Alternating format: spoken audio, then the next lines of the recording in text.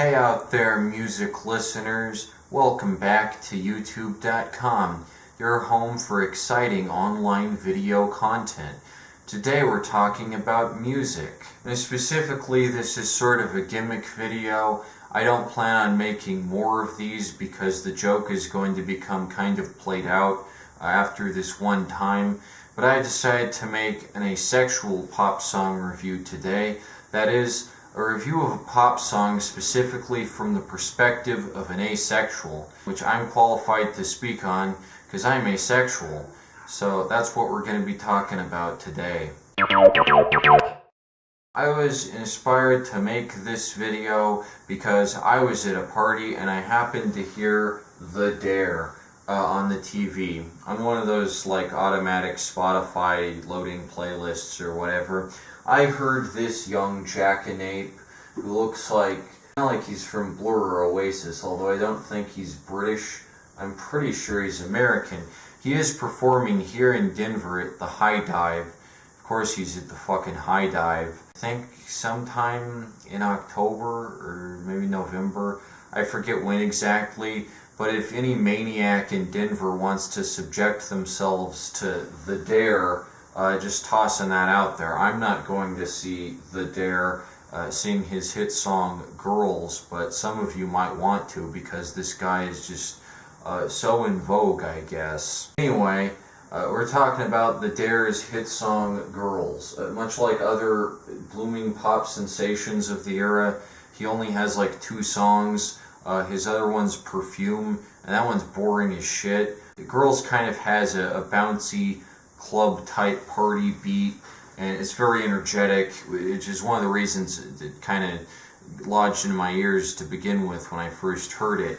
And so today we're talking about his song about how he likes having sex with lots of different types of girls. Now obviously the I like having a bunch of sex, I like having sex with girls, I love sex, please give me sex type song has been a mainstay of pop music ever since pop music's inception all the way back in the 1950s, which I find amazing. Before I really delved into asexuality and aromanticism, I didn't really recognize like how firmly ingrained these concepts are in popular culture, but holy shit, there's a lot of fucking music out there. And it seems like every single generation, there's one song that's just like so pathetic in its attempt to encourage sexual behavior because it just comes across as like deeply, deeply insecure. I should say off the bat here, I've realized after a long time of listening to a lot of music that I don't necessarily hate a song just because it's about sex or romance. A good Prince song, for instance, I can just admire for the compositional attributes, but I'm not going to enjoy a song like Crazy Bitch by Buckcherry that's just like really empty, not compositionally interesting, extremely bland, and just about, oh, I'm a guy, I like fucking. Okay, great, what else is new? It's like this topic has been played out to death. Of course, to people who have sex, to allosexuals, this doesn't seem that way, because every time a new sex anthem comes out, it's like, wow, this is so new, oh my gosh, you're talking about sex. But it's like, Kiss Did Lick It Up, like all these dumbass teeny bop shit in the 60s.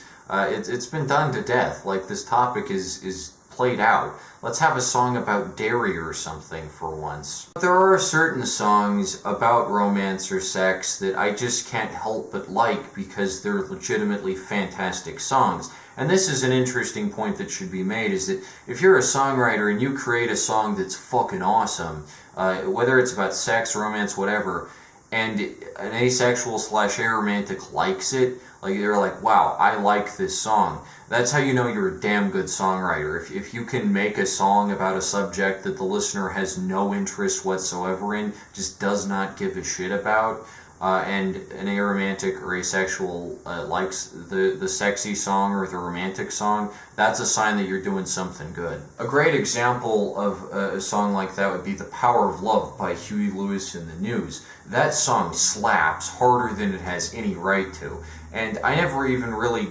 paid attention to the lyrics before. Like it's like it seems like this primal song that's existed since the dawn of time. It's like this completely transcendent rock staple that's just like boom boom boom boom boom boom boom boom, and that riff goes so fucking hard. I don't care what Huey Lewis is singing about, and I don't even care if he says that you don't need no credit card to ride this train, because from every relationship I've been involved with, from everything I've seen, you do need a credit card to ride the train. And people will always prefer the person with penis and money over the person without penis or money. And that's just kind of how it goes. But I don't even care that Huey Lewis is lying to me, because that song just goes so fucking hard. Anyway, let's get to the subject of today's video. Girls by The Dare. So I took this unflattering screenshot of young Paul McCartney here. I'm not the first to make that comparison. One of the top comments on the video points out that he looks sort of like Paul McCartney. I don't really see it. I don't really know what he's going for with the leather jacket and all, but I have heard that Dare talked about as sort of an indie sleaze revivalist, and I guess indie sleaze refers to the type genre of like steamy porn website from the early 2010s, like Last Night's Party or Is Anyone Out, where you could go on and be like, oh wow, people are having sex in my city? Holy shit, I never thought about this before. Oh my god, there's orgies in my city on a local reoccurring basis. Holy fuck. So I guess that's sort of the image that the Dare here attempts to project with his horny attitude. I think The Dare is sort of going to be a one-hit wonder. I mean, if I'm wrong in a couple years, call me crazy, but I doubt if I went to like his High Dive show here, he'd do more songs than Girls and Perfume and then fuck out. I'm not going to that show, but if I did, I doubt he's gonna bust out like some classics or something. He probably doesn't have more than like 10 songs. And I don't even know why I'm supposed to give a shit about this guy, because all he sings about is how he likes fucking and he likes all kinds of girls, and oh wow, he likes so many girls. Oh damn, he'll fuck anything that moves. I guess that's kind of the whole gimmick with him. Also, he seems to be sort of an LCD sound system type clone. He's sort of going for that. Although if you look back at an LCD sound system song like Drunk Girls, and keep in mind, I don't even like LCD Sound System. I think they're like, Diet Talking Heads. They're just like a very milquetoast Talking Heads type impression. But I actually think that a song like Drunk Girls by LCD Sound System, as a component of that like early 2010s type sound, it does have more creative lyrics. It's like drunk girls get invitations from nations, and then it compares how the drunk boys are perceived to how the drunk girls are perceived, thereby kind of drawing an interesting comparison that like drunk girls will always be appreciated because the guys will always be attracted to them, but drunk guys aren't really seen in the same sort of light. And that's an interesting thing to point to. Even if that song's also just like stupid fun, it has a bit more to say than just, I'm having sex with everything and I can't stop having sex, like the Dare here, his whole shtick is. So anyway, Girls is a very simple club banger, which, you might think, oh, that music has to be simple. I mean, Not Like Us is described often as a club banger, and I would say it is, but there's a lot of substance to that song, so just because something's a club banger doesn't mean it necessarily needs to be written poorly. The Dare shows off a new level of subpar laziness. Don't take me wrong, I don't mean to be like Ben Shapiro here and get all WAP on you, and like I said, stupid, mindless, vapid pop garbage like this has been a part of the genre since its inception. That's kind of, one could even argue what pop was made for, is to be vapid filler, but I do think that the Girls kind of hits a new low in terms of like how empty a song can be, just like it's saying nothing. So the basic conceit of the song is that the Dare here goes, I like girls who like to fuck. I like girls who make love, but I love girls who like to fuck, or something like that. It's supposed to be like a tongue twister, and then followed by the chorus of some girls shouting, "That's what's up! Whoa, whoa!" And everyone goes, "Oh, damn, the dare here, he enjoys having sex with girls. Wow, he's so different. Oh my gosh, I've never seen a guy like this. Yeah, I bet this guy, he likes having sex. Aren't you surprised? Man, this is the twist of the century right here." I find it crazy that in 2024, or I guess this was released in 2022, a song about just having sex is like, wow, he's making such strides.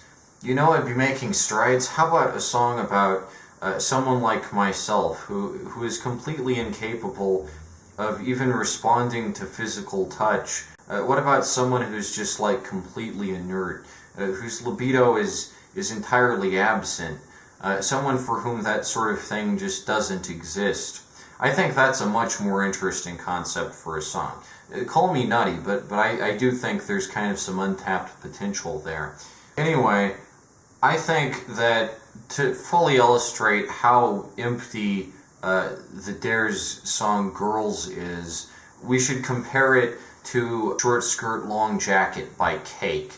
I like Short Skirt Long Jacket a lot because in it, the guy from Cake lays out very clearly that he has specific expectations of his potential girlfriend. And as the song goes on, they get more and more specific and interesting. He's like, "At Citibank, we're gonna meet accidentally. And then she'll borrow my pen," right? This is interesting. This is good songwriting because it gives the guy from Cake a certain character, a certain distinct quality that separates him from very generic guys here like the Dare guy. I think of the Cake guy, I think, you know, kind of chunky gas station attendant. That's kind of interesting. And not so much sprightly Gallagher brother over here who's like, "Yo, I like fucking." That's not so interesting. And they're both songs that list like, I like this kind of girl, I like this kind of girl, this kind of girl would be interesting.